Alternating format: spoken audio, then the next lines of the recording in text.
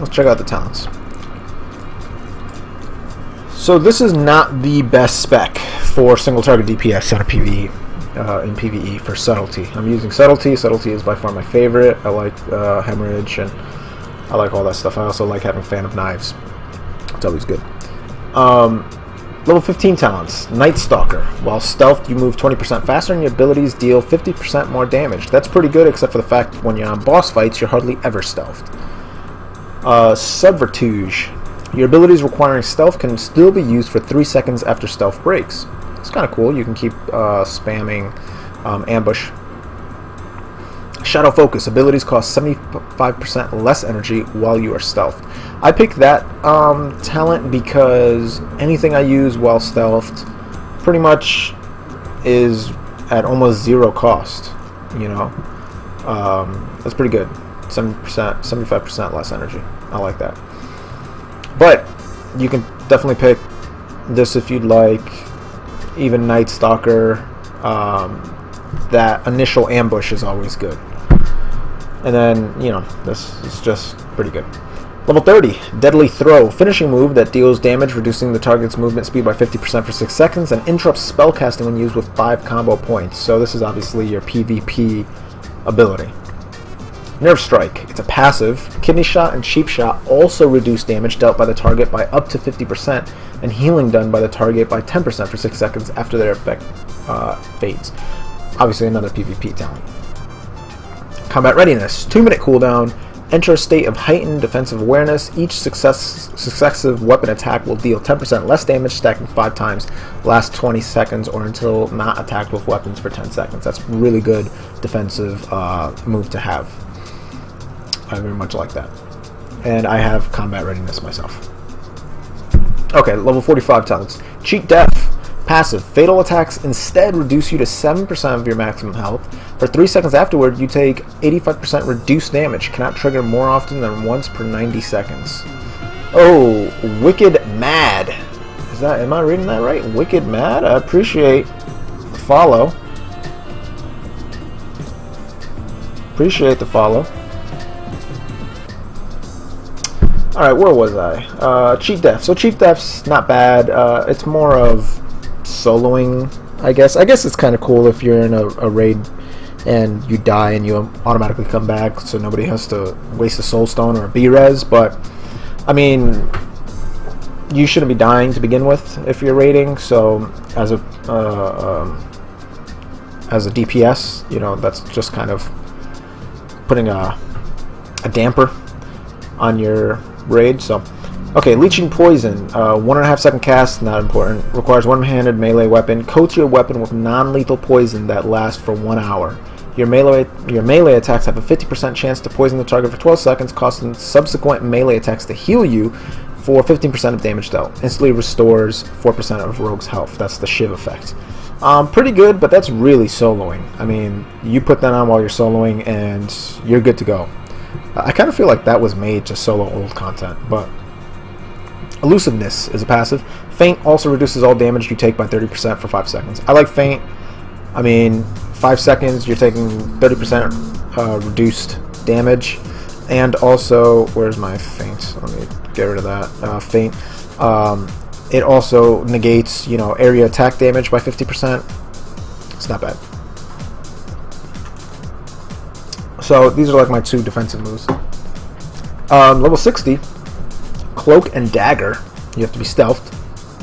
Ambush, Garrote, and Cheap Shot have a 40-yard range and cause you to teleport behind your target. That's very PvP. You want to be able to close the distance as fast as possible. So yeah, definitely PvP. There's Shadow Step, 25-yard range, 20-second cooldown. Step into the shadows to appear behind your target and gain 70% movement speed for 2 seconds. And then the last one is Burst of Speed, which used to be just a move that they gave us. Now it's a talent. Increases your movement speed by 70% for 4 seconds and removes movement slowing effects, usable while stealthed. Pretty good. Requires 30 energy, and it doesn't have a cooldown, so it's pretty darn good. But Shadow Step, you know, I like to be able to position myself quickly so I can get some backstabs, so I choose Shadow Step. Level 75, Prey on the Weak. Passive. Enemies disabled with your kidney shot, sheep shot, gouge, sap, or blind take 10% increased damage from all sources. Really good in PvP, obviously, mainly because, you know, you're going to be trying to disable people with these moves, so it makes sense. Internal Bleeding, passive. Your kidney shot also causes the target to bleed for 15-24 damage per combo point over 12 seconds. And, excuse me, kidney shot right there.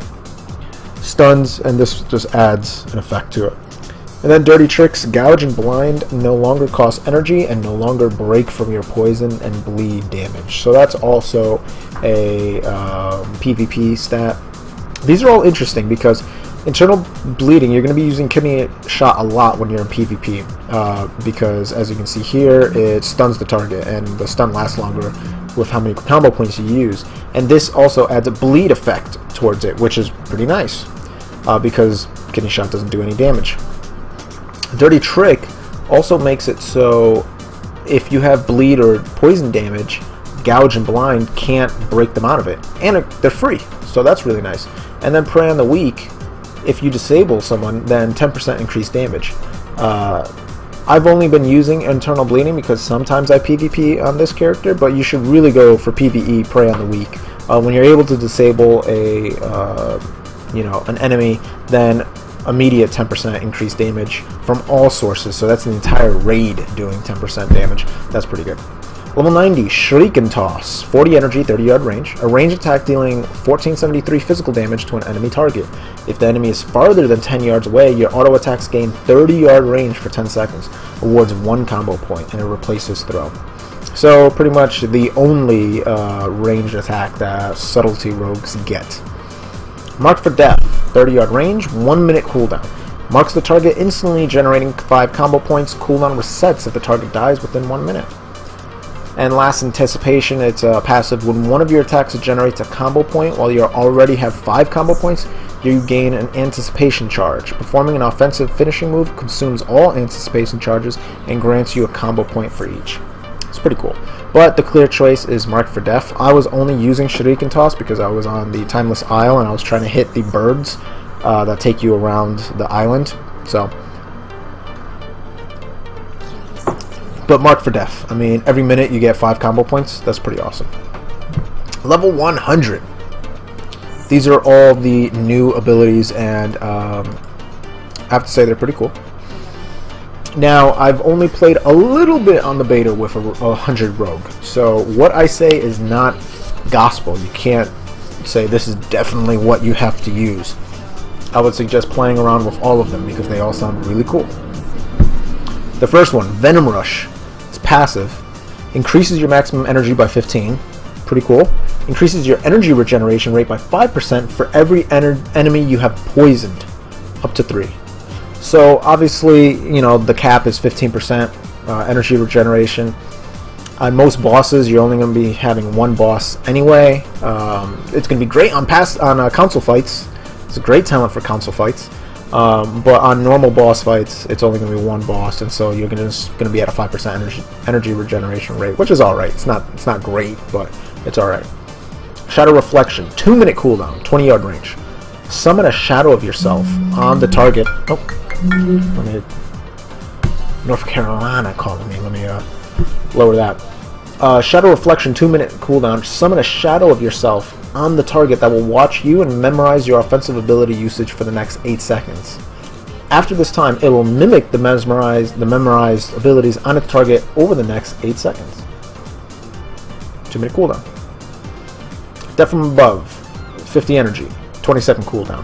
Requires a one-handed melee weapon. What would you have besides that if you're a rogue? Would you have a staff? Like, that doesn't make sense. Anyway, a finishing move that consumes combo points on the target to empower your weapons with a shadow energy and perform a devastating 2-part attack. You whirl around, dealing up to 31 damage to all enemies within 8 yards, then leap into the air and eviscerate your target on the way back down with such force that it deals an additional 50% damage. Now that sounds nuts. I didn't even get to use that because I was using Shadow Reflection. Shadow Reflection is really cool, by the way, because Shadow Reflection means that pretty much for 8 seconds you're going to be doing double damage. as long as you have your rotation perfect for those 8 seconds. So you really want to pop it and then do perfect rotation for 8 seconds, and then in the next 8 seconds it'll mimic you while you're doing your own rotation, so it's like double damage. Death from Above just sounds amazing though. I mean, does almost like a whirlwind, or I should say Fan of Knives because we're rogue, and then jumps up and lands down with an eviscerate that does 50% additional damage. That's pretty awesome, and to be honest, I don't know what to pick. Obviously, if you're doing trash and you're doing council fights, then I would do Venom Rush. Death from Above sounds really cool. Shadow Reflection, I mean, they both sound really cool. So I would say on single boss targets, either one of these, but probably Shadow Reflection. I think it would give you more. You know, I'm just thinking like, what would Death from Above? What would it replace? Eviscerate? I suppose. The thing is that Eviscerate is 35 energy and Death from Above is 50 energy. So if you replace it, and it's got a 20-second cooldown, so I guess every 20 seconds you can do Death from Above instead of Eviscerate. You know, that could be the rotation. So that's interesting. Very fascinating. So these are my glyphs. I have Glyph of Hemorrhaging Veins. Your hemorrhage also triggers the 20% damage bonus from Sanguinary Vein. I don't know how to pronounce that. We also have Glyph of Ambush, increases the range of ambush by 5 yards, and then we have Glyph of Elusiveness. So, and then the minor glyphs I have are Safe Fall, Decoy. I love Decoy because it's pretty much, you know, Naruto with the fake shadow clone left behind. That's really cool. And then Glyph of Poisons. I mean, it doesn't really matter anyway.